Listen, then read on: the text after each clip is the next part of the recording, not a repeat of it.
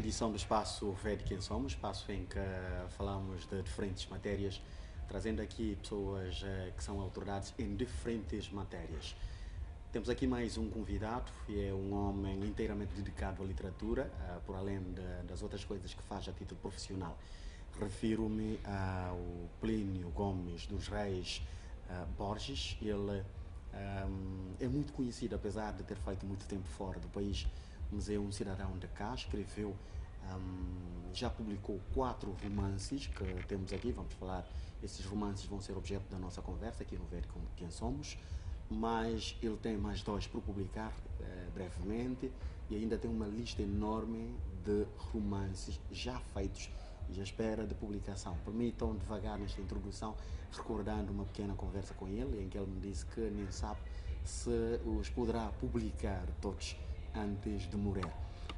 Caro telespectador, seja bem-vindo à conversa com ele, que julgo ter que ser importante, por se tratar de muita coisa escrita em termos de literatura. Eu vou rapidamente dizer os títulos: Tempos Amargos, sem seguir a ordem da publicação. Direita, portanto, A Mão Direita do Diabo, e mais Anjos do Mal, e depois mais um ainda, que é Os 3 Pecados da Gema. São os 4 romances de Plínio Borges, de que vamos falar aqui. Eu apresento rapidamente o convidado. Obrigado por ter aceito o convite, Plínio. Estes livros foram escritos em momentos diferentes. Qual o primeiro, o segundo, o terceiro, e a distância de tempo entre os livros? Sim, o primeiro livro que eu escrevi foi A Mão Direita do Diabo. A Mão Direita do Diabo, o primeiro romance, porque antes dele já tinha escrito A Chave do Progresso, que é um ensaio, e foi o primeiro livro que eu apresentei na Guiné, na televisão da Guiné, que era para falar sobre a literatura. E o segundo livro que veio depois também é um romance, que é O Anjo do Mal, que está na sequência do livro A Mão Direita do Diabo, porque tem os mesmos personagens dentro do livro. E depois veio Os 3 Pecados de Gema, que é um romance que eu gosto muito, porque a maior parte também dos meus leitores... Permita só corrigir, eu a dizer o seu nome, eu disse uma coisa tipo Plínio. É Plínio o seu nome. Plínio Borges. Ele é muito conhecido, sobretudo por pessoas da sua geração. E desculpem essa interrupção, ele, para quem vê a cara, é um dos primos do Sidónio Paz, o cantor. Pode continuar, era só para corrigir, mas é importante mesmo, o nome dele é Plínio. Sim. E o último que foi publicado em Portugal ainda este ano, no ano passado, em 2015, no mês de junho, foi Tempos Amargos, que é uma história também relacionada com a Guiné, porque a maior parte dos meus romances falam da Guiné-Bissau, porque há temas extraordinários para escrever, e eu acho que não são temas que faltam. Muito bem, então estes títulos todos aqui, em 4 livros que nós temos, eu vou colocar uma questão curiosa.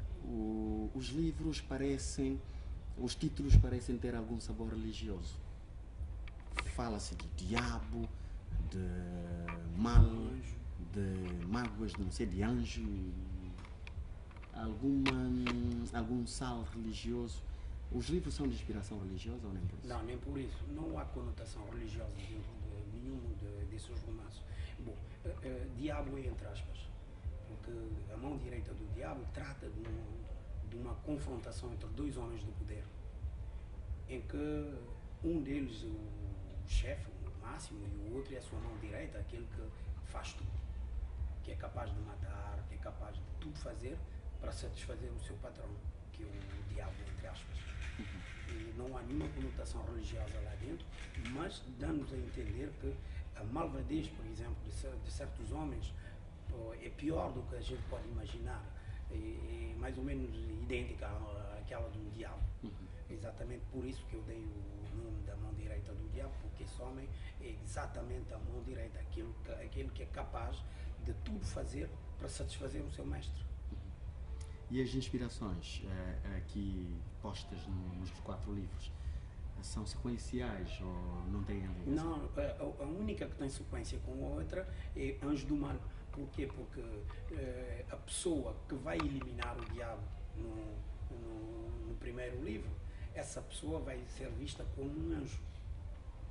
Mas essa pessoa, quando vai se transformar, quando vai tomar o lugar do diabo, que é, entre parênteses, o presidente, essa coisa assim, essa pessoa vai se transformando aos poucos e vai acabar por se transformar exatamente pior do que o diabo. É por isso que eu dei o título Anjo do Mal, porque é um anjo, entre aspas, mas no fundo é uma pessoa má, é uma pessoa capaz de fazer mal e que ninguém imaginava no início do livro. No fim de contas, ele vai ser julgado, coisa que não acontece muito nos países como o nosso. Os que fazem mal são raramente condenados e ele vai sofrer uma condenação. Mas vale a pena ler o livro para descobrir o que No Tribunal do Livro, não é? Exatamente. No Tribunal do Livro. Tribunal E a história aconteceu no país do livro. Exatamente. Exato.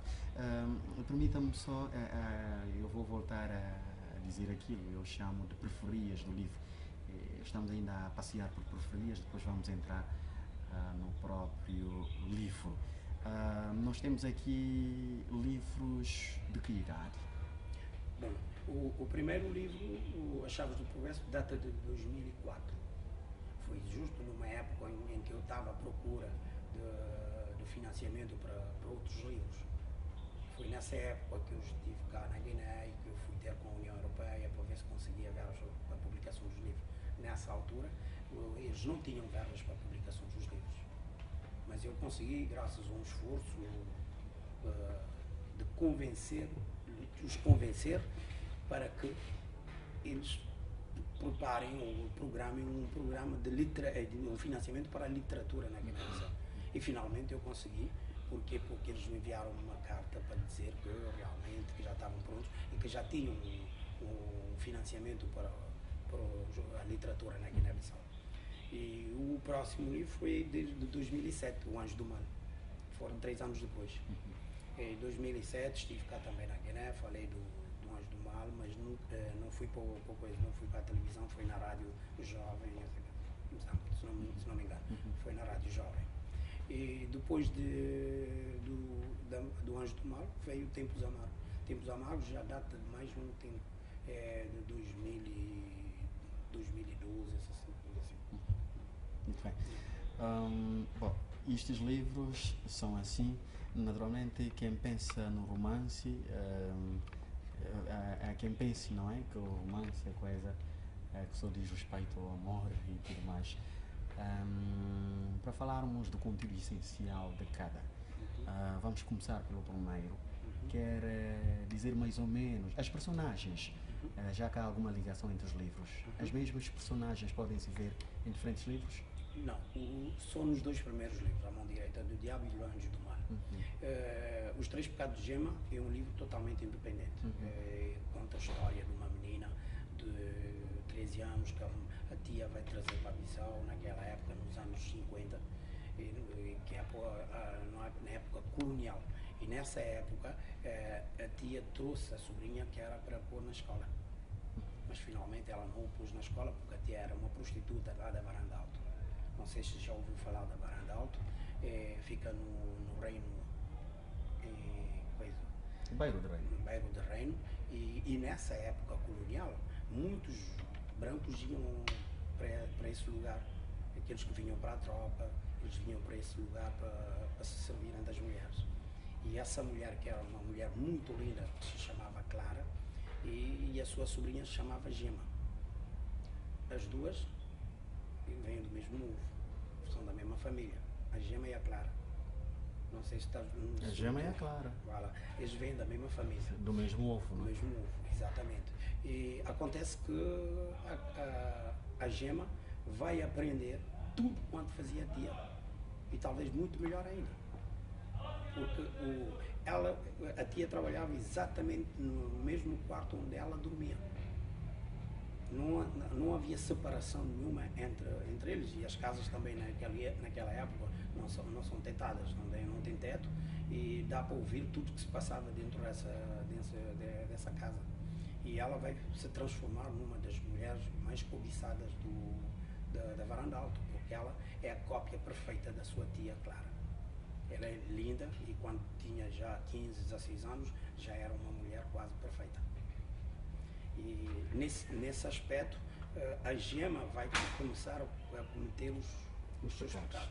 O primeiro pecado da gema é o facto de se encontrar num lugar como esse, que é o Avanadal, que é um bordel. E é o primeiro pecado. O segundo pecado da gema é que quando uma mulher é prostituta, ela não deve amar. Uma prostituta não pode amar, e ela amou o seu primeiro namorado. Então pecou por ter amado sendo prostituta. Exatamente. Por quê?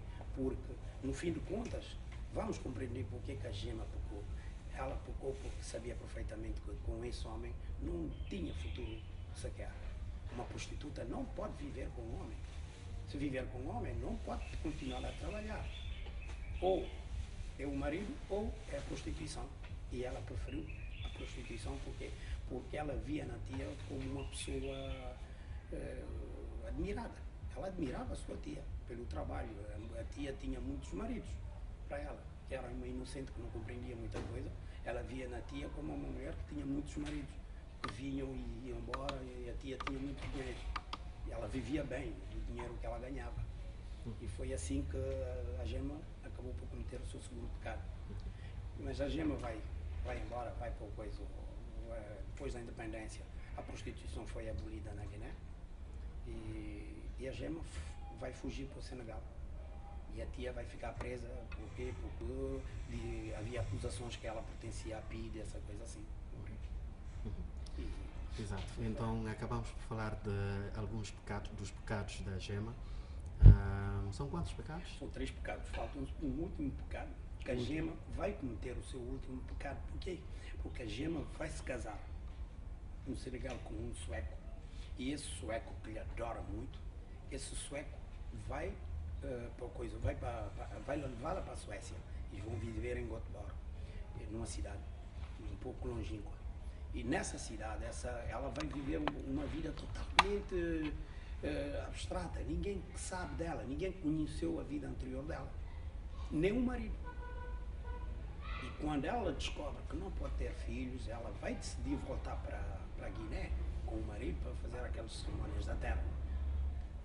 Isso quer dizer que ela julgou que não podia ter filhos porque os pais lhe fizeram algum mal. E ela vai voltar e vai cometer o seu terceiro pecado. O terceiro pecado da gema é que quando fomos uma prostituta, guardamos aquela coisa como uma nódoa. Que qualquer alguém que lhe encontrar e que lhe conhecia antes, descobre logo quem era essa mulher. E alguém vai lhe reconhecer e essa pessoa vai fazer tudo que é possível para informar o marido que a gema era uma ex-prostituta. E o marido vai lhe abandonar no hotel 24 de setembro aqui na Guiné e vai embora para a Suécia. E foi assim que se fechou o livro? Não. O livro não fechou ali. O livro vai fechar quando o sueco vai descobrir que ele não pode levar uma vida normal na Suécia, porque ele, com a vida que já tinha levado com uma negra, não pode fazer essa vida com uma outra branca. Porque não há nada de parecido.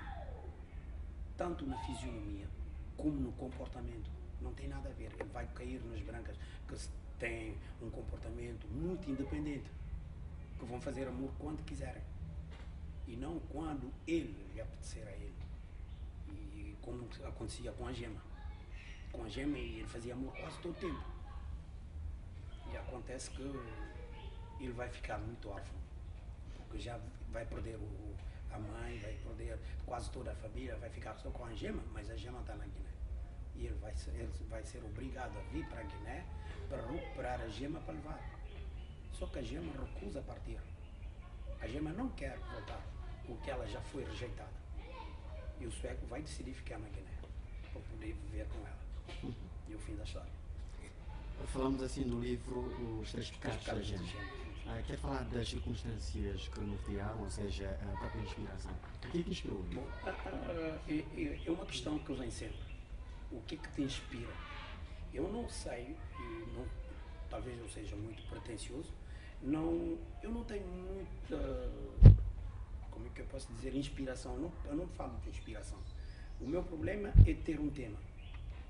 Por exemplo, eu tenho um tema, eu crio os personagens e à medida que eu vou escrevendo o livro, que eu vou inventando as coisas, vou criando os Mas o tema é personagens. inspirado na mesma. Exatamente, mas é que eu por exemplo, eu não posso dizer que eu parei de escrever, é porque eu perdi a inspiração. Não, não, eu não tenho isso. Quando eu começar a escrever, eu vou. Quando eu, por exemplo, parar de escrever, posso deixar de escrever uma semana. E quando eu voltar, basta ler algumas páginas do que eu já estava a escrever para continuar a minha história até o fim. Assim é que eu consigo escrever. Não tenho essa coisa, por exemplo, de deitar e se lembrar de alguma coisa à noite, de dizer, não, tenho que levantar para escrever isso. É verdade que tem algumas coisas que eu me levanto para escrever à noite. Mas quando eu escrevo um livro, já tenho alguns tópicos muito importantes do livro. Digamos, as coisas que me interessam muito mais no livro. Porque eu me considero mais um contador de histórias. Se ler alguns dos meus livros, vai descobrir que eu não me perco com os detalhes pequeninos, que têm pouca importância. Eu me preocupo muito mais com o conteúdo mesmo da história. O que é que quero dizer com essa história? Porque com a história da Gema, eu tentei mostrar que há possibilidade de reabilitação. Mesmo que alguém que foi uma prostituta e que muitos condenavam, ela pode ser reabilitada. E a Gema foi reabilitada. Ela ganhou mais confiança, tanto no marido como nas pessoas. O livro Os Três Pecados da Gema pode-se encontrar onde? As minhas publicações estão praticamente esgotadas. Porque os livros que eu tenho não são publicados em grandes exemplares. Por exemplo, os primeiros, A Mão Direita do Diabo, Anjos do Mal, foram publicados em 300 exemplares. Eu pensava sempre que podia haver uma outra edição para tirar mais livros e para que o público tenha acesso. E os últimos que eu tirei foram 500 exemplares. Porque agora o público já está a conhecer, já está a se interessar pelos meus livros, e cada vez que eu tiro agora um livro, há pessoas que me chamam para perguntar, já está pronto, quando é que vai estar pronto, essa coisa assim. O último que eu publiquei é o único que eu não tenho muitos exemplares, porque foi publicado em Portugal por uma editora, e essa editora é que faz a distribuição do livro. Para os que se interessarem por o livro Tempos Amargos, têm que contactar Portugal, porque é vendido o livro na FNAC. Eu não sei se descobriu que o telespectador gosta de ouvir a história. Eu senti isso e então, ao caro telespectador, eu faço a provocação aos Plínio, que é para contar a história de mais um livro. Falamos assim dos Três Pecados da Gema, em síntese. Incluindo-os também da Clara, não é? A participação da Clara, Gema e a Clara, já sabe, Gema e a Clara. E então vamos poder falar quer falar agora de qual dos livros aqui? O conteúdo essencial de mais um. Bom, eu gostaria de falar do Tempos Amargos. Tempos Amargos é o último. Eu gostei muito do Tempos Amargos porque conta uma história que eu conheci mais ou menos. Porque nessa época eu era funcionário público nos Correios e Telecomunicações e íamos a Bubaque, no Caçacá, visitar as ilhas, descobrir as praias, essa coisa assim. E eu me centrei dentro desse contexto para criar uma história que trata de uma viagem a Bubaque. E dentro dessa viagem a Bubaque, o personagem principal do livro se chama Tempo de Almeida. E nesse livro vamos encontrar um pormenor que é muito, que é um pouco, que mexe muito com o intelecto das pessoas. Porquê? Porque há nomes um pouco estranhos, que não são habituais dentro do livro. E cada um dos personagens que tem um nome estranho, quem é que está no livro, vai defender esse nome. O que significa que ninguém recusa o nome que ele tem de nascença. E são poucos que recusam, não é ninguém, mas tem poucos que recusam o nome de nascença, mesmo se o nome for pejorativo, mesmo se o nome não for muito lá bonito ou ordinário. Geralmente o nome é nome. O nome é o nome, exatamente. E Tempo de Almeida, ele, quando diz o nome às pessoas, as pessoas não levam a sério, não acreditam que ele possa se chamar Tempo. E ele vai chegar, vai descobrir uma miúda e vai ficar amorosa dessa miúda e vai lhe prometer voltar, porque a viagem é a Bubaque e as pessoas iam na sexta, no sábado e voltavam no domingo.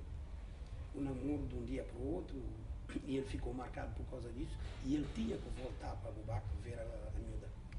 E como Caçacá já não viajava mais, e ele não via como ir para Bubaque, encontrou um senhor que é das telecomunicações e que tinha um barco de transporte pequenino que eles levavam os combustíveis para os correios aí do interior. E eles vão dar uma boleia e ele vai embarcar nesse barco e vai naufragar. Mas houve uma história real sobre o barco das telecomunicações que naufragou aqui na Guiné. E eu utilizei uma parte desse naufrágio para criar a minha história e contar ficcionou real. Exatamente. Transformei uma coisa que é real numa ficção a meu gosto. E vão se naufragar, mas duas pessoas vão conseguir sair do naufrágio. O primeiro é o Alfredo, que sabe nadar, ele vai sair, é ele que vai ajudar o Tempo a subir em cima de um tambor para poder sair. Só que o Tempo, como não tem coragem, não conseguia remar com os pés nem com as mãos, ele ficou 2 dias no mar. E todo mundo anunciou que o Tempo morreu. E a notícia chegou às orelhas da sua miúda em Bubaque e ela teve um choque emocional e ficou paralisada completamente. Não conseguia nem falar, nem andar. E a sua mãe tinha que lhe trazer para Bissau para tratar. 2 dias depois, Tempo vai sair do mar, ileso, e vão dar a notícia, mais uma vez, que finalmente o Tempo não morreu. Acontece que o Tempo vai voltar para Bissau, sem saber o que aconteceu em Bubaque. E ele vai dar uma entrevista na rádio para explicar como é que aconteceu aquela peripécia dentro das águas, ele que não sabia nadar, e ele vai contar toda essa história assim, desse jeito. Depois, os médicos que estão a tratar da sua miúda, eles não conseguem saber o que estava acontecendo com a miúda. E lá vai entrar em jogo também a competência dos médicos, para ver até que ponto eles são capazes de reabilitar uma miúda nessas condições. Eles vão procurar, vão descobrir que afinal o Tempo não morreu, vão procurar o Tempo, vão lhe levar, vão lhe mentalizar, explicar como é que eles vão fazer para tentar dar um choque emocional na miúda, para ver se essa miúda, se encontrar o Tempo, se ela vai reagir de uma outra forma, para ver se eles conseguem um segundo choque emocional. E foi o que aconteceu quase no fim do livro. Mas não exatamente assim, porque eles vão pensar que foi o Tempo quem reabilitou a miúda, mas não foi. Foi uma serpente que ela viu dentro do mato, onde eles levaram, porque criaram uma encenação dentro do mato, levaram a miúda na cadeira de rodas e meteram do lado, e esperando que o rapaz viesse do outro lado. Mas o rapaz vinha de frente, o sol batia nele e a miúda não dava para ver a cara dele. Mas quando ela virou, notou que havia uma serpente enorme, e foi essa serpente que o fez levantar, foi esse choque emocional que o foi levantar para cair nos braços aí do rapaz. Não sei se conseguiu seguir a minha história. E no fim da história acabou assim, e foi assim que ela reabilitou a voz e começaram a ensinar como andar de novo. Muito bem, eu quero também falar um pouco dos objetivos do que escreveu aqui, implicou um pouco na realidade para transformar em ficção. Não quero assassinar a literariedade do livro, mas se quiser mais ou menos falar das contribuições que pretende dar com este livro, tal como fez em relação ao livro. A contribuição que eu quero dar com o livro Tempos Amargos é demonstrar que muitos médicos, ou muitos técnicos aqui na Guiné, eles não conseguem, não é por incompetência, muitas das vezes é por falta de meios. Porque os médicos não tinham meios para esse tipo de operação, desse tipo de análise, para compreenderem o que estava passando com a miúda. Foi uma guerra enorme, e sem contar que era um desafio de competências dentro nessa situação, em que os 2 médicos tinham que chamar a atenção do outro, pedir a colaboração do outro, para conseguir conhecer mais ou menos a história da miúda, porque a miúda estava lá, ela não tinha febre nenhuma, ela não sofria de quase nada, mas ela estava como se fosse uma luz apagada, e alguma coisa eles tinham que fazer para reabilitar essa miúda, e é mais para dar uma contribuição, para mostrar que as pessoas nem sempre são incompetentes. Muitas das vezes as pessoas conhecem aprendem tantas coisas nas escolas. Não é possível julgar essas pessoas incompetentes. Eu não sou adepto dessa coisa que um gajo é formado, mas ele é burro. Não sou disso. Ele pode ser formado, pode não ter competência, mas ele tem alguma coisa que nós podemos aproveitar dele. Mas antes de julgar alguém, temos que dar todos os meios possíveis para que essa pessoa demonstre as suas qualidades. Quer dizer que qualquer diploma vale? Não sempre, nem sempre todos os diplomas valem, porque eu já descobri muita gente com diploma praticamente incapazes de provar o que eles são capazes, o que eles sabem. Nem todos sabem transmitir. Isso é um facto. É exatamente por isso que nem todos podem ser professores. Há aqueles que têm uma pedagogia fácil, há aqueles que são incapazes de transmitir. E os diplomas valem por quê? Porque são instituições que dão diplomas. As instituições, quando dão diplomas, essas pessoas merecem um pouco de respeito. Eu não posso comparar um indivíduo,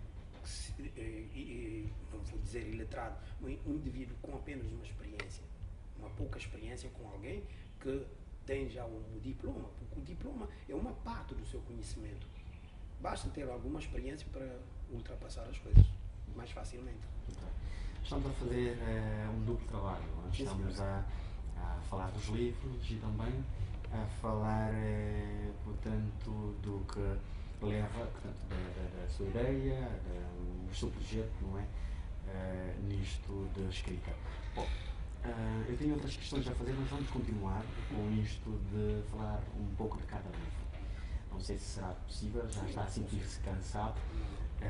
Cá para os espectadores, estamos a falar com Plínio Gomes, dos Reis Borges. Ele é um grande escritor nacional, mas ele fixou a sua residência em Paris, França. Neste momento está no país e o programa Ver Quem Somos aproveitou para também trazê-lo, que é para ele estar aqui e dar o seu sal, não é, nesta contribuição para uma Guiné melhor. Por isso, ver com quem somos com ele, não é, tal como já tínhamos feito com várias pessoas. Falamos também do essencial deste livro e demais. Ainda temos dois. Vamos falar do quê? A mão direita do diabo. Pelo menos começamos por isto, não é? Não sei se se lembra. E o que é que está na mão direita do diabo? Quer contar também, em alguns minutos, a história do livro? A mão direita do diabo é um livro que fala de confrontação entre dois homens do poder. Dois homens do poder, quer dizer, entre um presidente e a sua mão direita. Essa mão direita é um homem que faz tudo. Esse homem é capaz de fazer tudo sem justiça. Ele está acima da justiça. Esse homem vai ganhar muito peso. Vai ganhar muito peso e, a um dado momento, o seu mestre vai se sentir um pouco intimidado com ele. A solução para ele é eliminar esse homem. Não há nenhum jeito. É só eliminar e substituí-lo por uma outra pessoa. E a única forma que ele descobriu para eliminá-lo só podia ser ou matá-lo, ou se não, utilizar a sua mulher. É uma prática que se usou em África. Muitos presidentes, por exemplo, o presidente Mobutu, usava esse tipo de técnica. Ele usava a mulher do outro, do seu amigo, e depois dava uns postos ao amigo e subia no posto. E nessa história de dois homens do poder, o diabo vai notar que a sua mão direita ganhou tanto peso que o único jeito era usar a sua mulher. Mas ele, como usou a sua mulher a primeira vez e deu-lhe um posto importante, ele vai tentar uma segunda vez. Desta vez vai entrar na história uma miúda chamada Dilma. A Dilma é uma miúda lindíssima, lindíssima Dilma. E o homem que vai, a mão direita, que é o Labor de Sá, ele vai tentar seduzir a Dilma, e a Dilma vai aproveitar da fraqueza do Labor de Sá para conseguir mais e mais coisas. E ela vai conseguir enviar o irmão para Portugal graças a esse homem, vai ganhar um pouco de dinheiro graças a esse homem. Mas o diabo, quando descobriu que o Labor de Sá tinha uma outra mulher agora, ele vai tentar seduzi-la mais uma vez.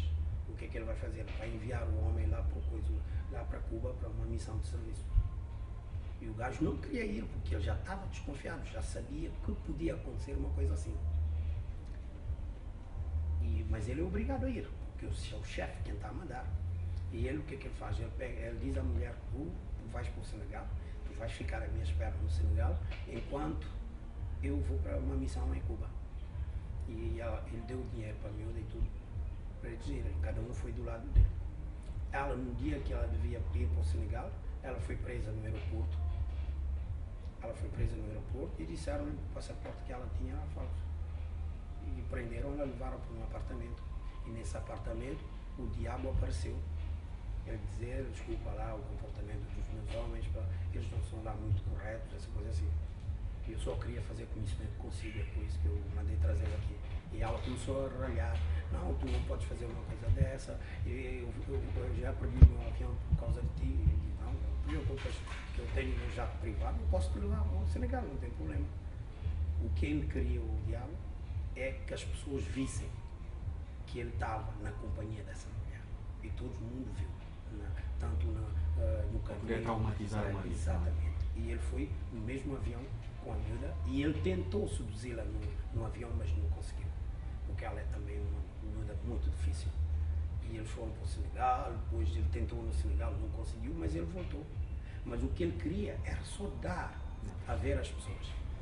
A Dilma vai voltar. E o marido, desde quando chegou, todo mundo disse: olha, pô, o diabo foi com a mulher no avião, essa coisa assim, e ele ficou logo chato com ele.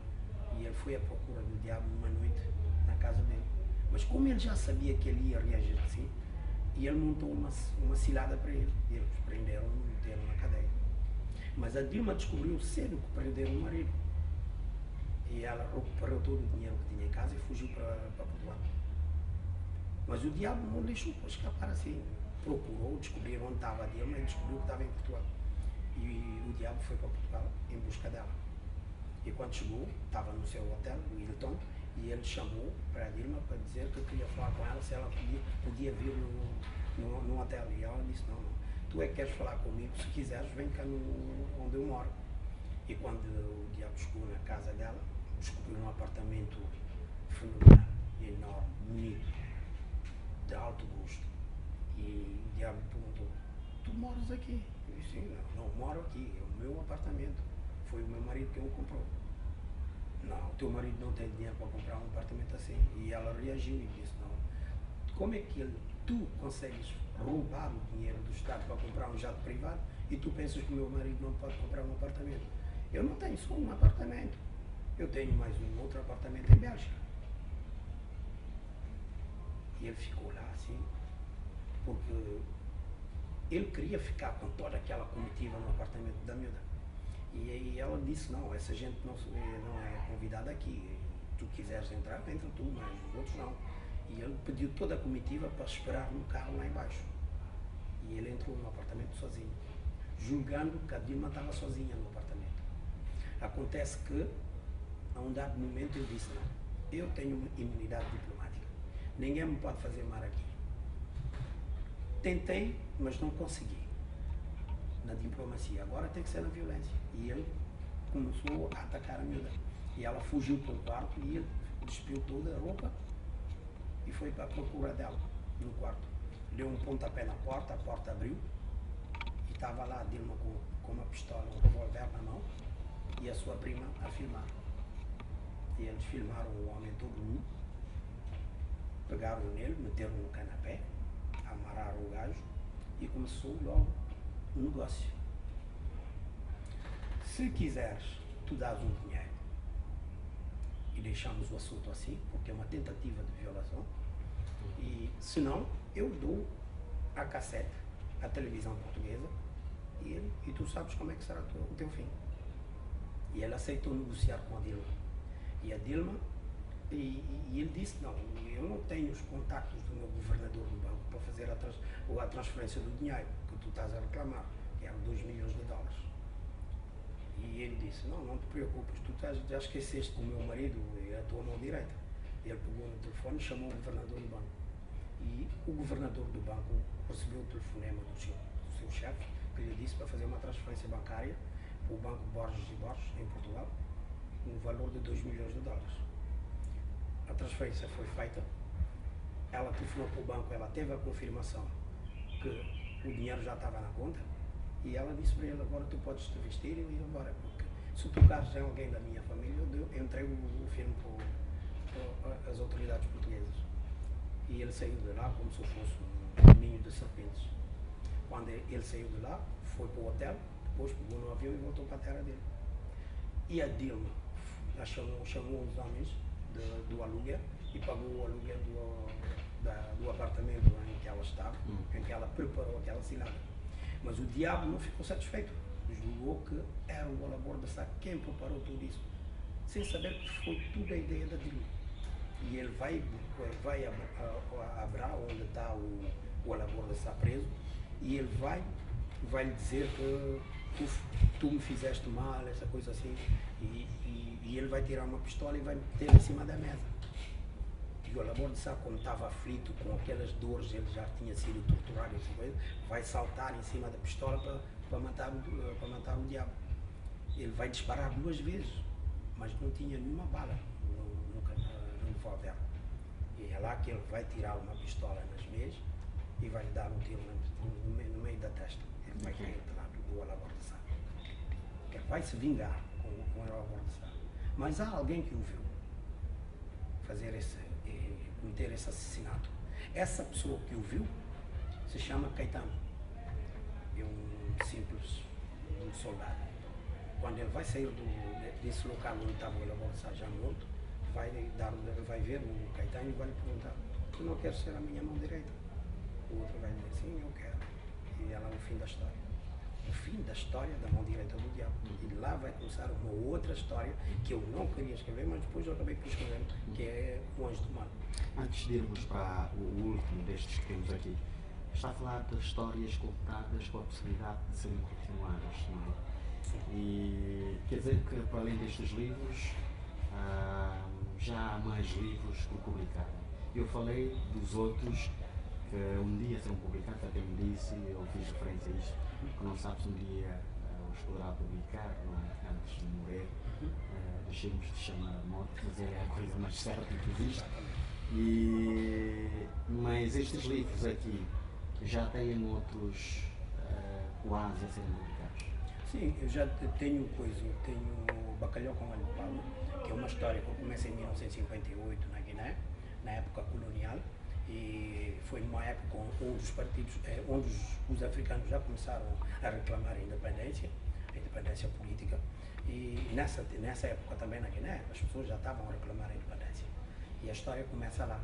E os portugueses, para eliminar esse núcleo que está a criar distúrbios, eles vão criar a PIDE, a Polícia Internacional de Defesa do Estado. E essa polícia repressiva vai começar o seu trabalho. Foi a partir dali que vai um mestiço chamado, não esqueço muito os nomes dos meus personagens, há um mestiço dentro do livro que é mais branco do que preto, que é filho de um branco e uma preta, mas que é muito, muito branco, que é um filho de um mestiço e uma mestiça, de um branco e uma mestiça. E esse personagem não se vê como um preto, ele se vê mais como um branco. E ele julga que a independência não será nunca dada, porque eles viviam bem na Guiné naquela época. Eles queriam que as coisas continuassem assim. Eles não queriam ouvir falar da independência. E essa história vai começar assim em 1958, vai desenrolar. Estamos a falar de uma história que ainda não se contou em livro. Não, cujo livro não existe publicado. É um projeto. Mas o livro já está lá. Já está. Já está o livro escrito, só que tem que ser metido no computador, tem que ser corrigido, tem que ser tratado a cobertura, mas tudo já está pronto. Antes de ainda chegarmos ao último livro, Sim. que será a nossa chave de ouro, não é? O último só por coincidência, não é? Não por ser menos importante. Eu descobri nos seus livros que não há esse formato tradicional de ter o prefaciador, o prefácio e a própria nota biográfica, entre coisas. Foi de propósito ou não? Sim, porque há pessoas que pensam que todos os livros têm que ter um prefácio, um profácio, têm que ter o sumário. Não. Há livros científicos. Um glossário. Há livros científicos que pedem esse tipo de situação, onde a pessoa tem que criar, digamos, um prefácio para explicar quem ele é, e o que é que se trata, essa coisa assim. Mas nos romances em geral não há prefácio. Não há prefácio. Podes criar, por exemplo, dedicar um livro a uma pessoa, dedico este livro à minha mãe, ou aos meus filhos, essa coisa assim, a dedicar-se a fazer lá dentro, mas os prefácios são muito poucos nos romances. Há muito pouco. Existem, mas há muito pouco. Eu não sou lá muito para a apresentação de quem eu sou, porque eu acho que as pessoas vão acabar de me conhecer mais cedo. Eu meto algumas fotos para as pessoas me identificarem na rua, para saberem quem eu sou. Trata-se de polícia, só meio que ninguém, porque eu não sou muito conhecido. Quem não é conhecido tem que se apresentar. Mas eu acho que basta me verem na rua para saberem quem eu sou, sobretudo na nossa sociedade. A nossa sociedade. Não faz mal, nós estamos aqui para falar de. Essa cara é o familiar do Sidónio Paz, não é? Ele é um músico muito conhecido, são muito parecidos. Por além da escrita literária, dos romances, não também envereda por aquela via de cantar. Não, eu não tenho aquela fala para cantar como o Sidónio, como muitos artistas, mas eu gosto muito de escrever. Escrevo algumas poesias. O que eu não gosto é de escrever em crioulo. Escrevo algumas poesias em crioulo, mas é muito raro. É muito raro. Só por uma razão. O crioulo não é uma língua estruturada que podemos escrever facilmente. As pessoas escrevem em crioulo, mas ninguém sabe se está a escrever bem ou mal. É mais justo por isso que eu evito escrever em crioulo. Prefiro escrever em português do que em crioulo.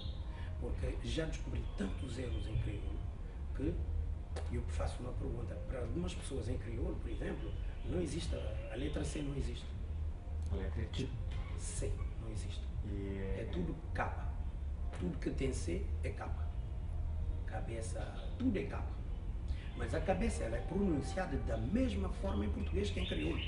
Cabeça, cabeça.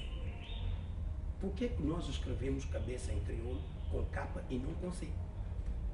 Se tem o mesmo som linguístico. Os linguistas dizem que em relação a isso, porque é a questão da definição da grafia, eu tive o privilégio de trazer alguns aqui, na verdade está a levantar um poema, que eu até coloquei o Timicheca, vários outros, e acho que todos têm a mesma preocupação em relação ao crioulo, mas eles decidem assumir, ajudar na construção do crioulo. Há quem diga que o crioulo é um alfabeto, portanto, cujas letras só têm, quer dizer, o próprio som é o nome da letra, diferentemente do alfabeto português, em que o C é a letra C de nome e depois tem a pronúncia K e K, não é? A letra C para o crioulo é a letra Ch, e Ch, com C é que se escreve Ch bem, é como se fosse C bem, a letra chama-se Ch e existe a própria letra chamada N para escrever Ngoroto, e a letra mesmo é comprida com Ngoroto. Exato. Bom, de facto ele levantou aqui um problema que é objeto de debate no seio de muitos escritores e dos linguistas, não é? Lembro-me que a Odete Cimeiro escreveu mesmo um poema a dizer em que língua escrever, as declarações de amor, em que língua contar as histórias, cantar as histórias que eu vi contar. Depois ela diz, falarei em crioulo, mas ela diz, faz uma declaração, pergunta e depois responde, falarei em crioulo. Bom, eu vou tentar impulsionar, se o telespectador permitir, mais conversas sobre o crioulo. Esta língua, como o Tcheca diz que é a língua tina, crioliano, com certeza reconhece o sabor e só se preocupa com a grafia. Mas há essa necessidade de estruturarmos essa língua para que ela seja algo de necessário para nós mesmos. O quê? Eu acho que qualquer guineense adoraria escrever em crioulo, é verdade.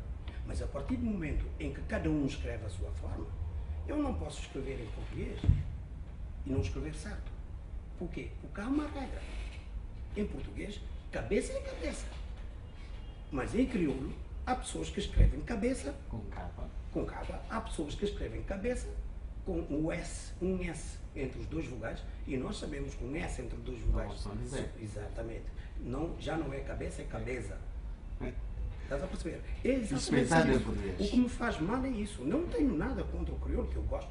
Eu gosto, é a minha língua. Eu nasci na Guiné, falo crioulo perfeitamente, mas eu gostaria que houvesse uma uniformização que nos permita escrever correto. Não quer escrever em língua que não seja definida? Não, eu escrevo, mas eu não tenho a certeza se escrevi bem ou mal. Eu tenho muitas poesias em crioulo, tenho muitas poesias que eu escrevi em crioulo, mas eu digo com toda a sinceridade, de vez em quando eu mesmo cometo alguns erros, porque são erros meus. Por quê? Porque são erros que eu penso que, uma palavra eu escrevi de uma forma aqui e do outro lado, finalmente, escrevi de uma outra forma. Por quê? Porque talvez eu julguei, não seria melhor escrever assim, de outra forma. Porque tem muitas palavras que derivam do português diretamente. Sim, senhora. Há pessoas que julgam que, por exemplo, quinoba de corpo é o verdadeiro crioulo. Mas quem sabe que o quinoba de corpo é o verdadeiro português? Por quê? Porque em português, quenova de corpo é o verdadeiro português. Quenova de corpo. Isso é português. Mas quenova de corpo é crioulo. Mas é praticamente uma derivação de uma outra língua. Por quê? Porque eles trocaram simplesmente o V com o B, como fazem os portistas, os nortenhos. Há muitas palavras que nós não podemos trocar a forma de escrever, mas nós sabemos perfeitamente que essas palavras derivam daquela língua, e se já existe um suporte que nos permite saber que essa palavra deve ser escrita desta forma, por que vamos trocar? Eu prometo satisfazer a sua curiosidade, trazendo aqui alguém para nos falar por crioulo. E eu vi o Miguel de Barros, um jovem com muito esforço, que escreveu muito sobre a literatura guineense, um sociólogo, e ele fala de crioulo como capa. E ele tem o crioulo dele definido. Ele diz crioulo que capa, não é? Está a falar aqui do crioulo dividido entre capa e C, mas o Miguel de Barros escreve crioulo com capa, crioulo, não é? Eu já ouvia dizer isso, por isso aproveito para... Eu só tomei isso como um exemplo. Há também indivíduos que não existe o I. São todos Y. O Y. Só existe o Y para outras pessoas. Já li muitos. Já leu os livros do Nelson Medina, por exemplo? Não ele escreve sonetos em crioulo. Escreveu um livro inteiramente em crioulo, desde o prefácio até tudo, e eu convido a ler. Sim, eu gostaria. O problema é que as obras não estão nunca à disposição das pessoas. Se tivéssemos um organismo que facilita a divulgação das obras, há agora alguns escritores que deixaram obras, embora mesmo poucas, mas essas obras podem ser reeditadas para que o público tenha acesso a essas obras. Eu gostaria de republicar os meus antigos livros para que as pessoas tenham acesso a estes livros, porque são livros hoje que já não existem. As pessoas não têm acesso. Os que tiveram. Vamos voltar aos livros da mesa.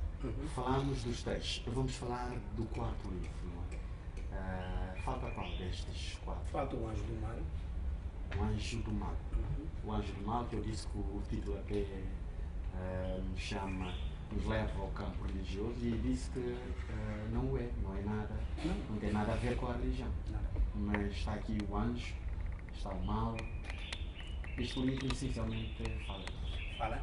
Este livro é a sequência do outro livro, que é A Mão Direita do Diabo, porque a pessoa que assistiu o derrubo do orador de Sá, ele vai tomar o lugar do orador de Sá, ele vai se transformar na mão direita do diabo. Eles vão trabalhar juntos. Só que ele, desde o início, já tinha na cabeça que esse homem, ele tinha que o eliminar. Ele tinha que vingar. Ele não pode explicar porquê, a razão porquê que ele queria. Ele julgava que então que o soldado, ele não podia aceitar que um outro soldado fosse assassinado dessa forma. E ele vai jurar se vingar do diabo. A Dilma, que fugiu para Portugal durante todos esses anos, quando vai descobrir que o Caetano finalmente matou o diabo e tomou o lugar dele, e já era ele o grande chefe, a Dilma vai decidir voltar para Bissau. Por quê? Porque já não tem essa, como é que eu posso dizer, esse perigo que o diabo podia lhe vingar dela, essa coisa assim, e ela vai voltar. Só que ela vai voltar e vai ficar amorosa do Caetano.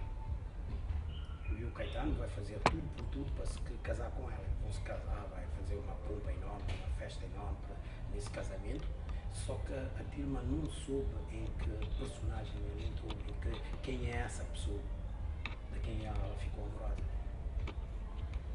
E acontece que o Caetano vai cometer um erro, vai ficar chateado com a Dilma por causa de não sei, algum problema, vai bater nela e ela vai bater a cabeça numa mesa de vidro e ela vai morrer. E o Caetano vai ter que ser preso pelo chefe do Estado-Maior, que vai meter na cadeia para que seja julgado. E pela primeira vez eles vão julgar um homem muito forte, que na Guiné ninguém julga um chefe de Estado. Nunca aconteceu e nem penso que vai acontecer. E vai acontecer. O espaço é a Guiné na história? Sim. O espaço? Sim. É a Guiné na história, mas os personagens são fictícios, exatamente. Sim. E o Caetano vai pagar pelo crime que ele cometeu. Porque no início ele não sabe que o viram. Ele não sabe que ele matou a mulher. Ele não sabe. Ele bateu, deu uma bufetada nela, ela caiu e ele foi-se embora. Pegou no avião e foi-se embora. E quando vai voltar, ele vai ser preso. Porque vão lhe acusar de ter assassinado a sua mulher. Mas tem mais umas outras histórias lá dentro do meu álbum que eu não consigo divulgar, porque é um dos livros mais longos que eu escrevi. Tem mais ou menos 358 páginas. Dá para ver. Muito bem, então vamos até aqui falamos no essencial de cada um dos livros. Quer falar de como começou enquanto escritor? Sim, eu comecei como escritor porque eu sou de uma família de escritores.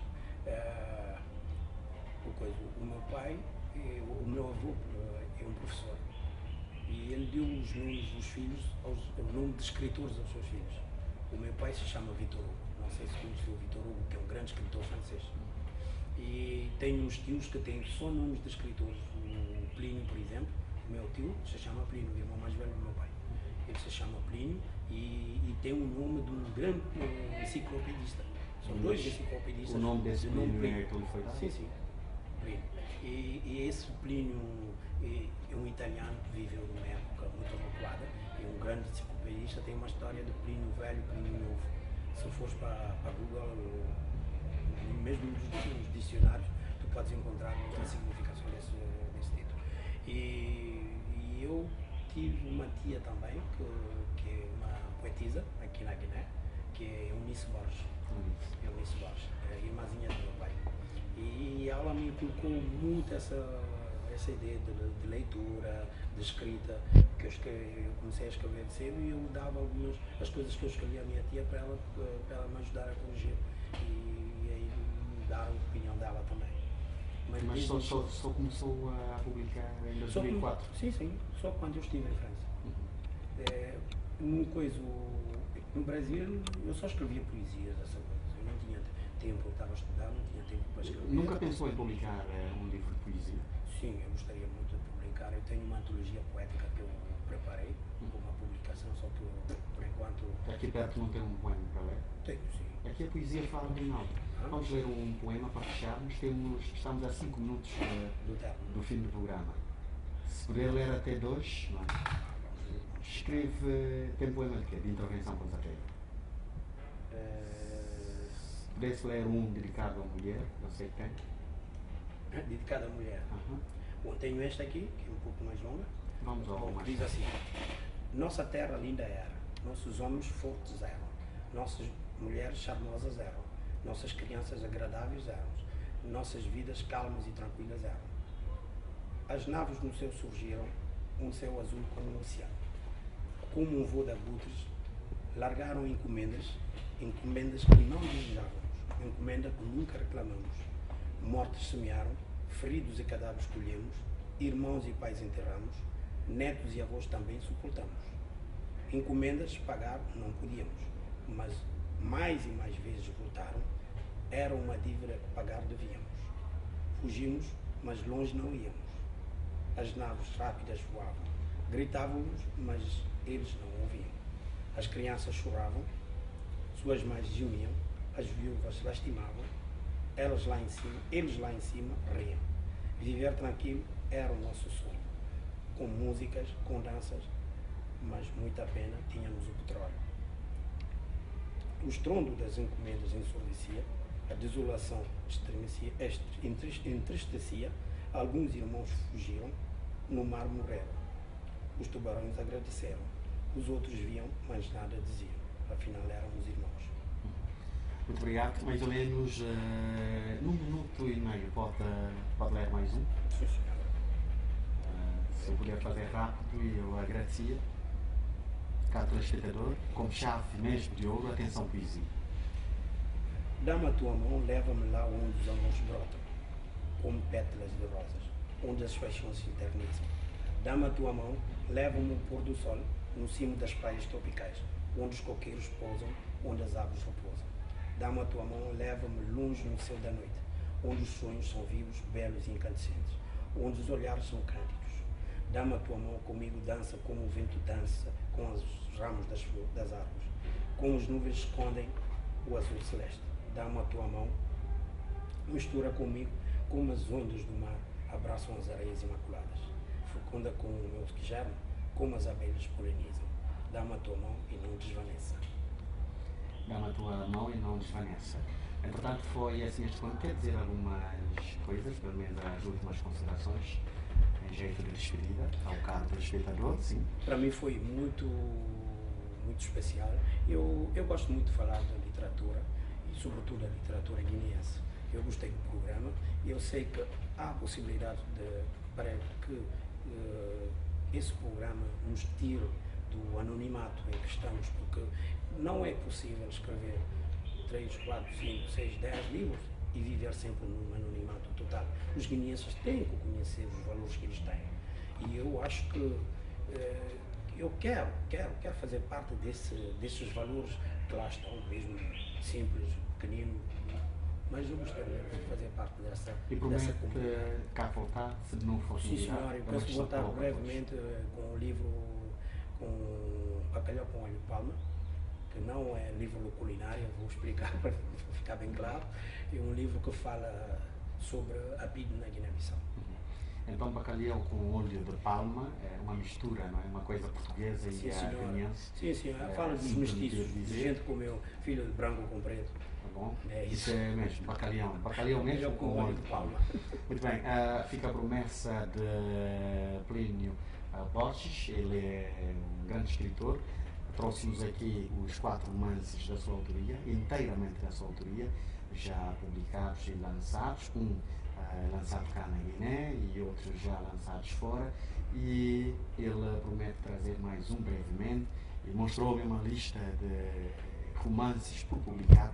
Portanto, foi um prazer tê-lo aqui, e ao caro telespectador eu só tenho a agradecer, não é, por ter preferido ficar durante este espaço de sensivelmente 1 hora a acompanhar este espaço direcionado inteiramente para si. Portanto, o novo encontro fica para a próxima oportunidade. Até lá.